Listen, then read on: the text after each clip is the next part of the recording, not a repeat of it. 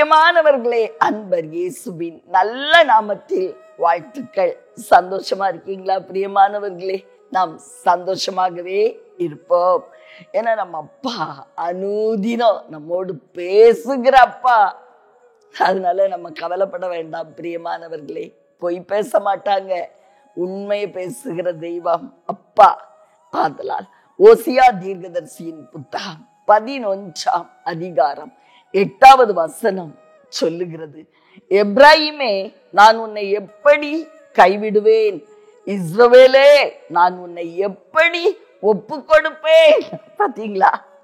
ரொம்ப ரொம்ப அழகான வசனம். பிரியமானவர்களே, நான் உன்னை எப்படி கைவிடுவேன், நான் உன்னை எப்படி ஒப்பு கொடுப்பேன், எப்படி சொல்றார் பாத்தீங்களா? பொய் சொல்ல மாட்டாருங்க. ஒரு வேலைய அவரை நம்பி நம்ம ஆரம்பிக்கிறோம். அவருடைய வார்த்தையை நம்பி, அவருடைய வெளிப்பாடுகளை நம்பி, அவர் கொடுக்கிற தரிசனங்களை நம்பி விசுவாசத்தை தொடங்கி வைக்கிறார் நம்ம உள்ளத்துல. வேதம் சொல்லுகிறது, எபிரேயர் 12ஆம் அதிகாரம் 1வது வசனத்தின் பின்பகுதி, விசுவாசத்தை துவக்குகிறவரும் முடிக்கிறவருமாயிருக்கிற இயேசு என்று வேதம் சொல்லுகிறது. விசுவாசத்தை தொடங்கி வச்சவரு அதை முடிக்காம பாதி வழியில விட்டுட்டு ஓட மாட்டாரு. அவரை நம்பி விசுவாசத்தோடு ஆரம்பிச்சீங்கல்ல உங்க வேலைய, உங்க ப்ராஜெக்ட, அவர் முடிக்கும் வரைக்கும் அவருடைய உண்மையை காண்பிப்பேன் என்று பேசிக்கொண்டிருக்கிறார். பிரியமானவர்களே, நான் உன்னை எப்படி கைவிடுவேன்? பாதி வெளியில எப்படி விட்டுட்டு போவேன்? நீ என்ன நம்பி தானே ஓட ஆரம்பிச்ச. நான் உன்னை கைவிட மாட்டேன்னு சொல்றாரு.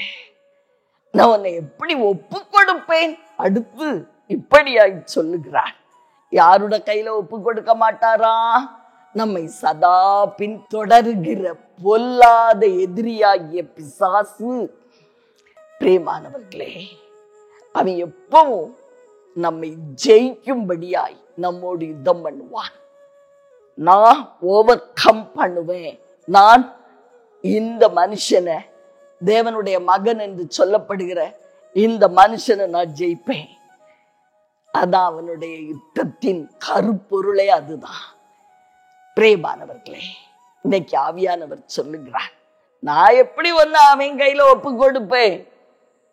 பிரியமானவர்களே, ஒருபோதும் நம்மை ஒப்பு கொடுக்காதவர், அவரை நம்புவோமா?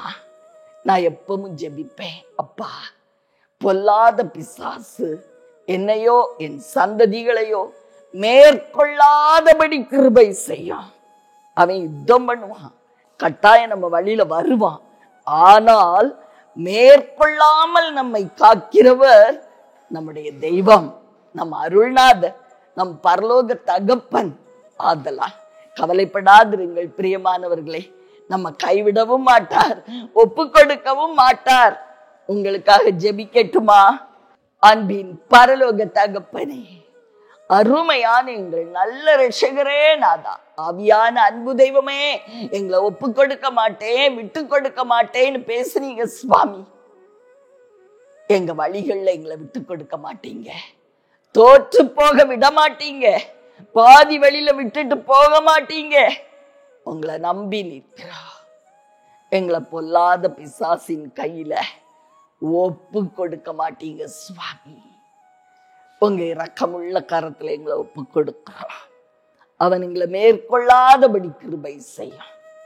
எங்களோடு ஒரு உடன்படிக்கை செய்யும்.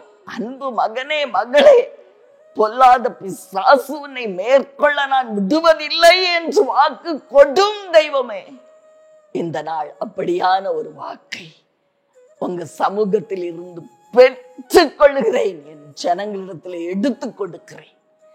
இயேசுவின் நாமத்தில் பிதாவே, ஆமென்.